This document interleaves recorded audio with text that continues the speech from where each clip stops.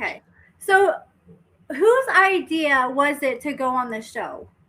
Okay, so it was my idea to go on the show. Like every Friday night, like so in prison the TVs are divided by race.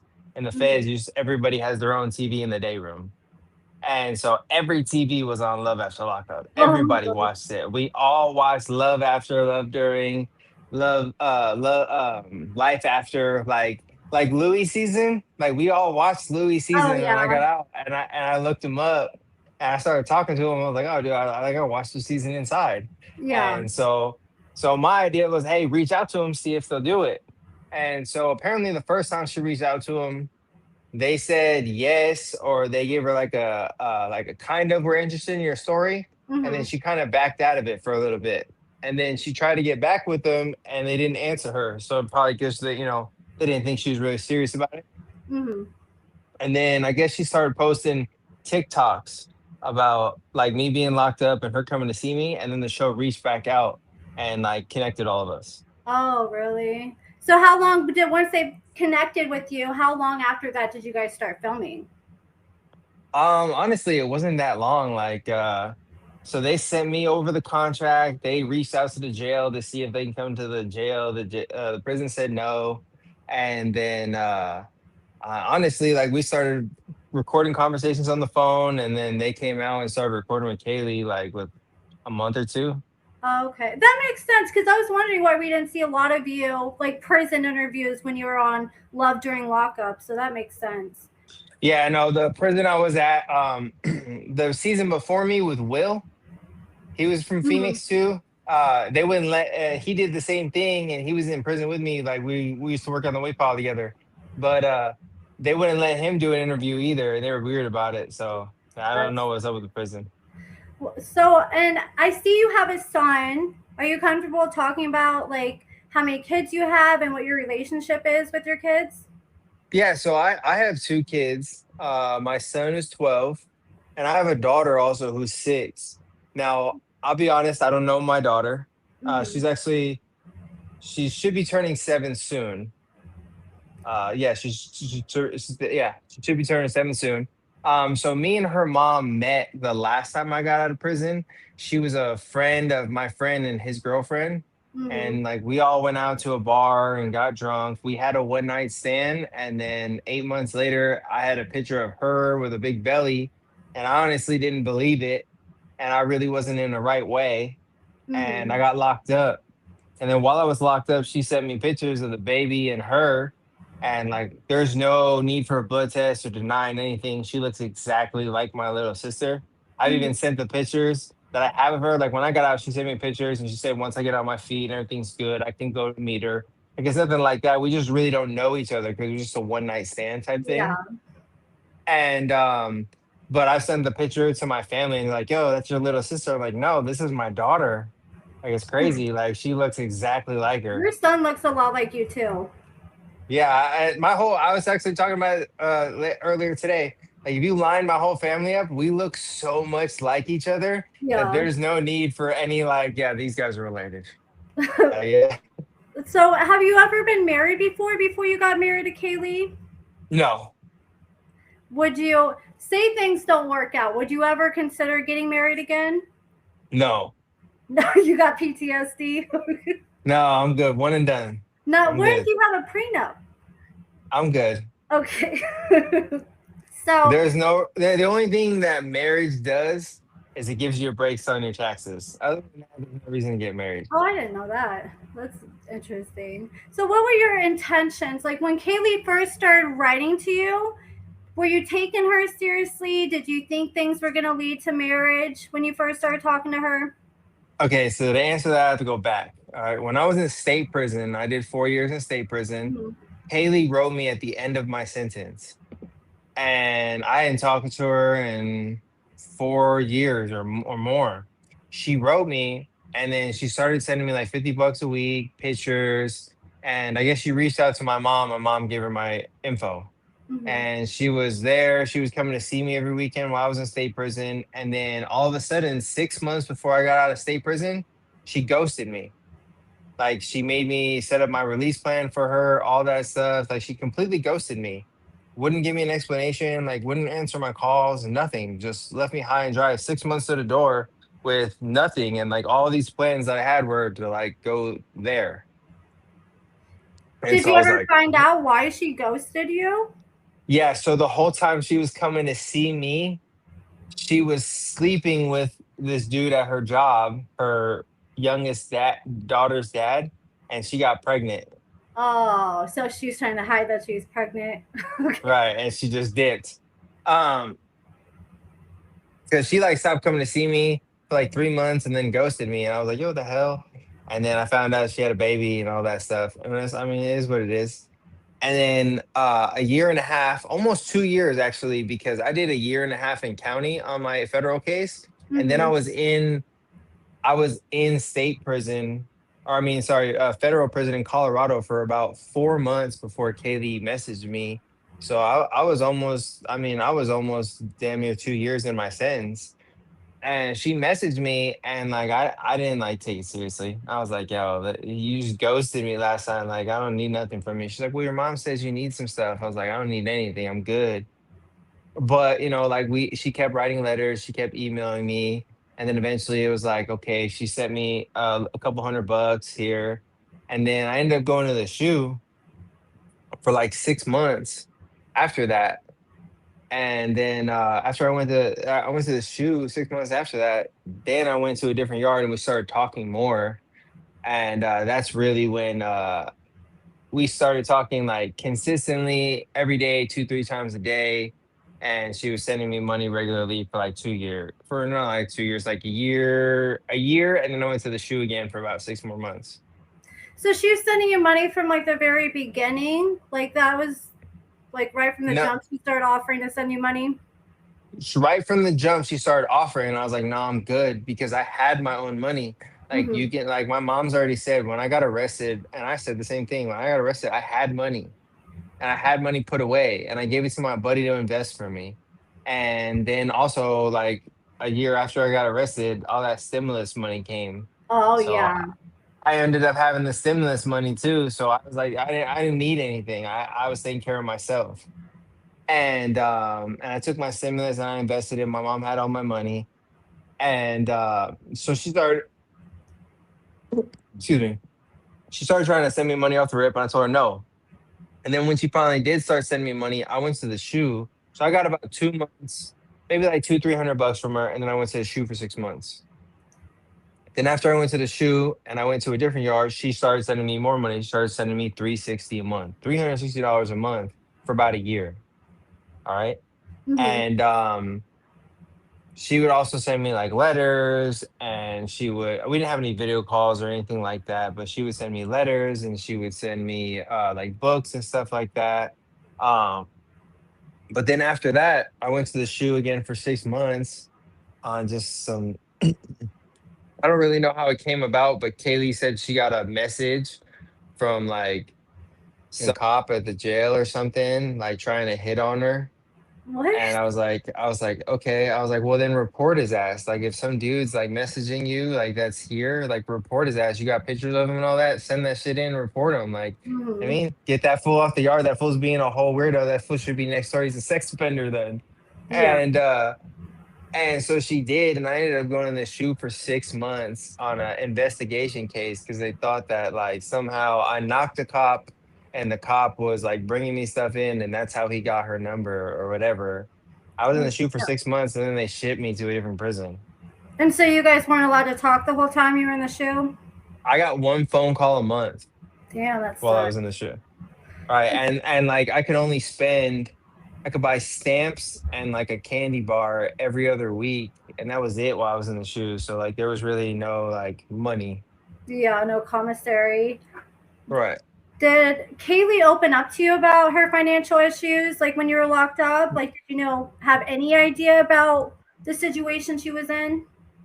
Okay, so that year that she was sending me money, um, she was working two jobs, I guess, like a medical assistant. She was working at ER at nighttime, so she getting shift differential and all sorts of extra money. And she also had an OnlyFans. Oh, I didn't know that. Uh, Yeah, she had OnlyFans for a while. She actually stopped doing the OnlyFans because the job that she's at the medical clinic, I won't air her out like that, but the medical Yeah. clinic she's working at told her if she had photos like that, they don't care about the past or she had any new ones, they'd fire her. And that's another reason why a lot of the stuff on the show got edited because she had some things in the show that would have put content like that out there, and they Yeah. edited it out because she would have got nixed at work. Well, that was nice of them. Right. And so all that was going on, and then man, I spaced on your question. What was it again? You're fine. I do the same thing.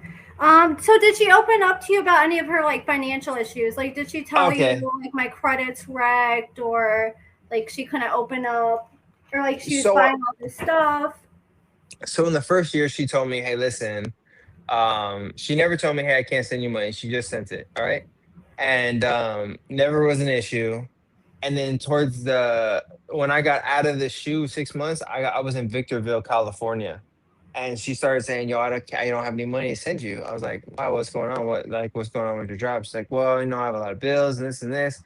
I'm like, "Yo, what are you doing with your budget? Like, what kind of?" She's like, "Well, I don't really have a budget." And I was like, "That doesn't even make any sense. Like, how do you not have a budget? You got 4 kids, you got bills. Like, I'm trying to budget everything."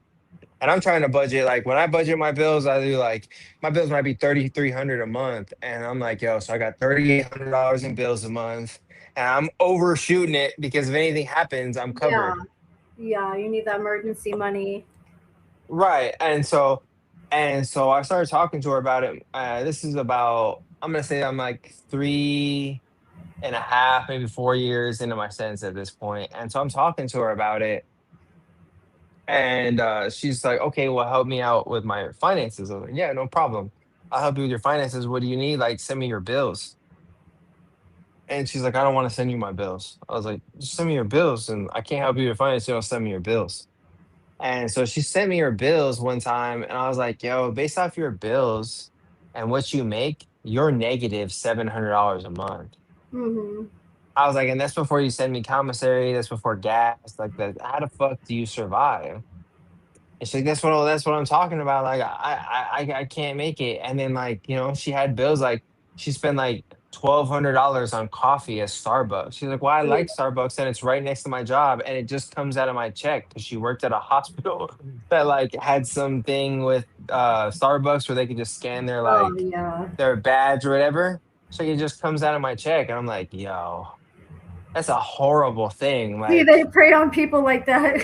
right, like you don't know how much money you're spending. You have no Yeah. idea. And then you get your check and it's like, "Oh, I spent $1,700 on coffee this week." Like, what? But and so she talked to me a little bit about it. And then when I started getting to the end, like, so like I've said before, I've read a lot of psychology books. And being in prison, being in federal prison mostly, because in state prison, you usually hang around with the same people that are kind of like you because they're all from the same place as you.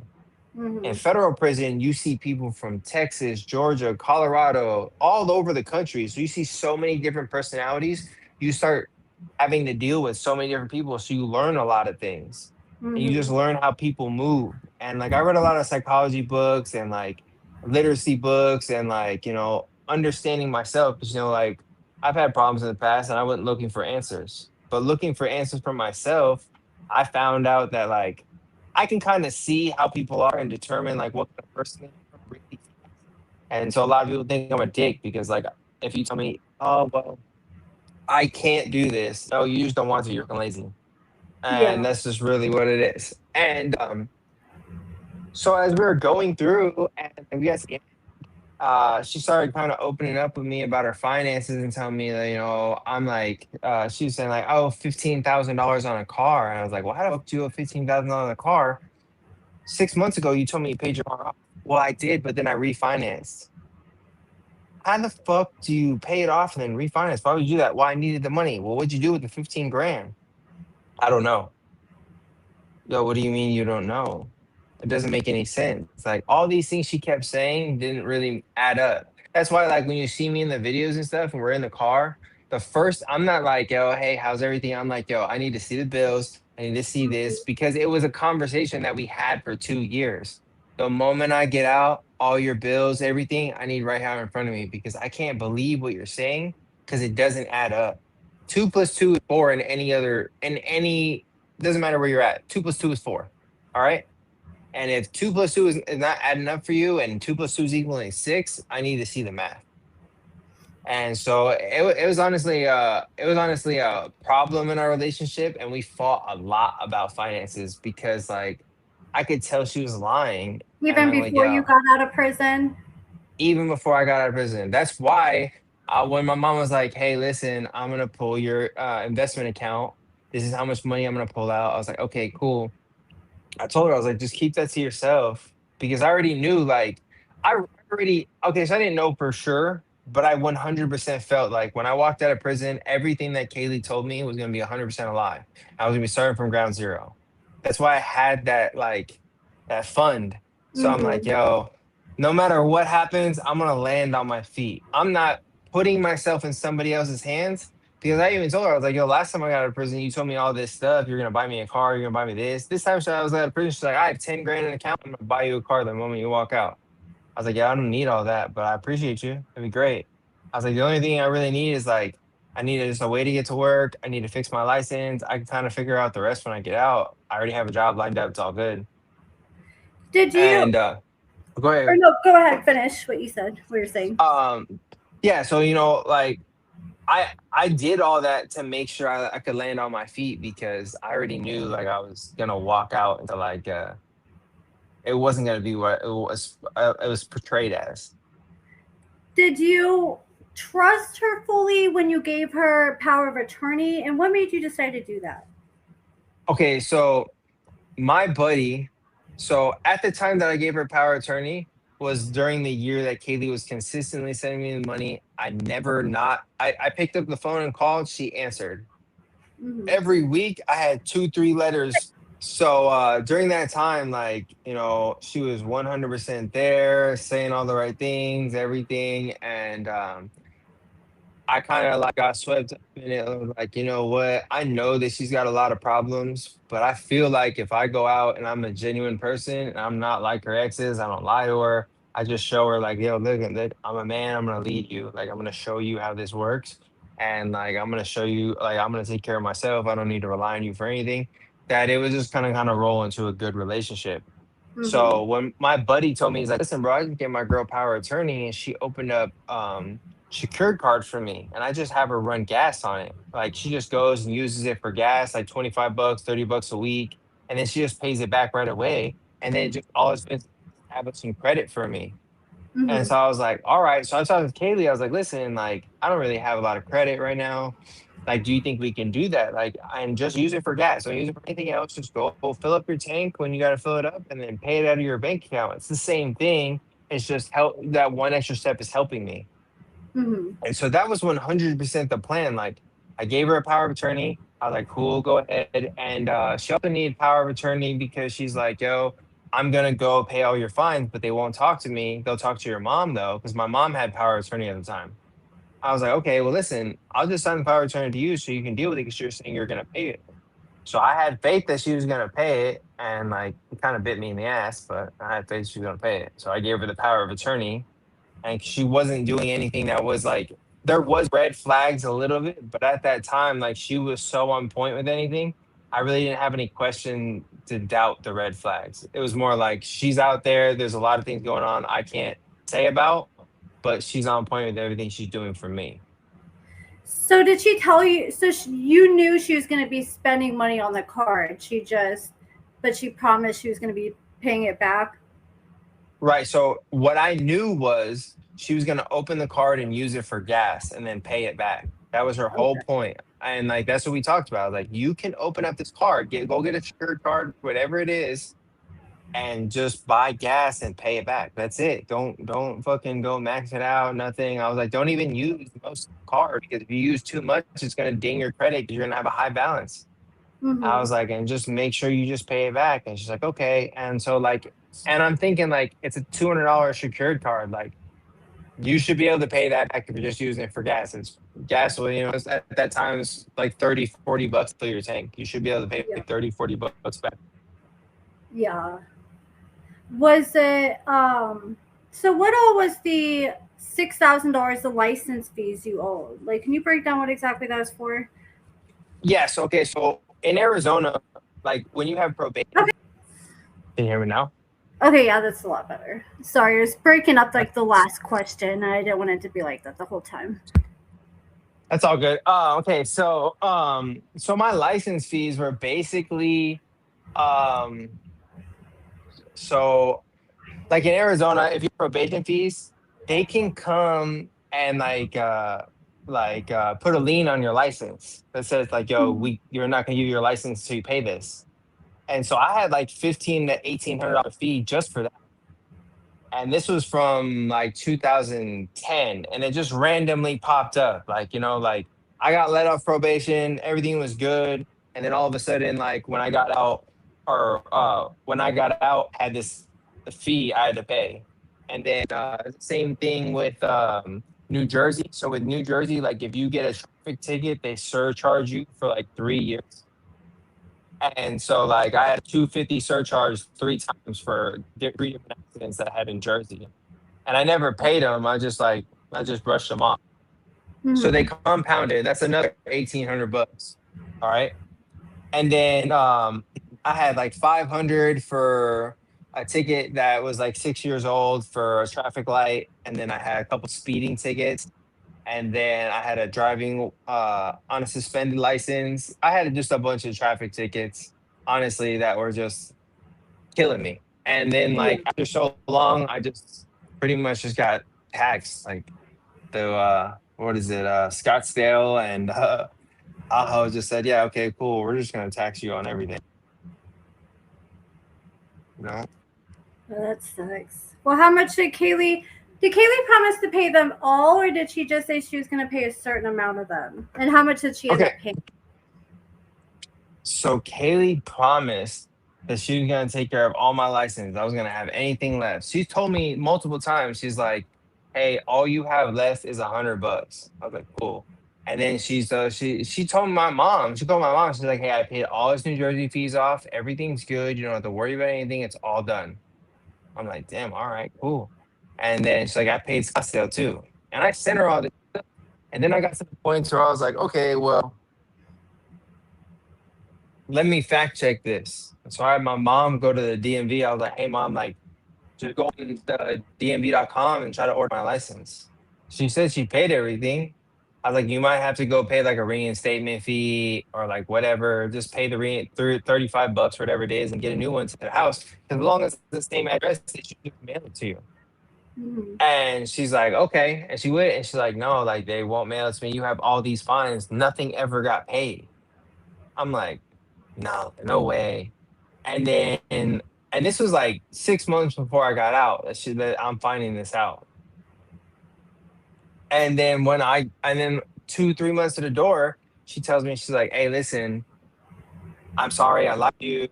I didn't pay any of your fees, but I'm going to pay them right now. And then like I called her 6, 7, 8, 9, 10 days in a row, and she's like, hey, I took care of this one, go ahead and cross it off the list. Hey, I took care of this one, go ahead and cross it off the list. And like after being lied to so many times, you stop going, "Oh, okay, thanks, babe. Everything's good." You start Yeah. going, "Oh, okay, yeah, you took care of it." She's like, "Yeah, okay." Then you get on the phone with your mom, be like, "Hey, mom, I need you to call DMV real quick." And then she's like, "Okay, and tell me what my balance is." All right, it's this much. All right, cool, cool. So she lied. Okay, boom. Hang up the phone, write it down, keynotes. And then I came out, and like I already knew all of the things that was gonna go on. Like, Mhm. I didn't walk out of prison empty-handed or like without a plan. Like I already knew, and I was just like, "Yo, I'm gonna approach her. I'm gonna tell her, I know you've been lying the whole time. Don't lie to me ever again, and understand that it's all good. Let me show you how a man acts, and let me show you what a man can do. I'm gonna take care of everything that I have to take care of on my own with no help." Mhm. And that was my plan. And I mean, it didn't necessarily work. Like I did what I said I was gonna do, but it didn't work to a point to where she appreciated what I did because, like most people have already figured out, Kaylee is the type of woman that if you don't need her, then you can leave her. She has to have the people in her life dependent on her. Mm-hmm. Otherwise, she doesn't have security. So did she pay that $1,000 after you got out, or was that part of what she had to like she paid before you got out? Or was it did Okay. she pay the $1,000 she claimed? All right. So I went through my screenshots of all the things that I have from Kaylee, and so I have a Okay, screenshot that hang on says, one sec. I'm gonna have to "Okay, bring you in the studio again. It keeps breaking up. Hang on. Okay, hopefully this works. All right, try again. Try to talk again. okay, that's a little bit better." Yes. Okay, so the thousand, so Love After Lockup pays you like, or pays the woman or whoever the person on the outs is. They pay them. They don't pay the inmate because they can't technically pay you while you're in prison, which is actually Mhm. technically a lie. You definitely can make money while you're in prison. It's very like we work and there's all sorts of ways, um, but they definitely pay the person. And so they, with the expectation that they split it 50-50. Now, when they came up and told me what the split was and everything, I was like, yo, I told her, I was like, yo, just take 60, I'll take 40. I was like, you got the 4 kids out there, just put 40% of it in an account and I'll use that to get on my feet. So I like, you've already said like you don't have a bunch of money, you don't have this, you don't have that. You're struggling trying to get ready for me, worried about it. So just take the 40% of this money that neither one of us would have had unless I was locked up anyway. Mhm. So just take that, put it in an account, and when I get out, I'll use it to get on my feet. So when I got out, they sent her $2,000, and she sent me $1,000. She put it in the bank account she opened for me, and then she's like, "Yo, I gave him this $1,000 for his license." I'm like, "No, you gave me that $1,000 because that was my cut of the show." And I have an email or I have a text message from her that says, "Listen, so far I've got $1,600 from the show, and you got $4 grand. We need to divvy up the rest of it." And it was oh, I'm not giving you anything. You could talk to this. Da, da, da. I also have some other terminating emails that like I'm gonna send out in a little bit. She wants to play. She wants to play a game. I'm gonna I'm gonna crush her. Try to find the old receipts. Okay, I I'm sorry, but is there any way you could try to like maybe move somewhere? Because the audio is still breaking up bad, and I just want to make sure like I get the best.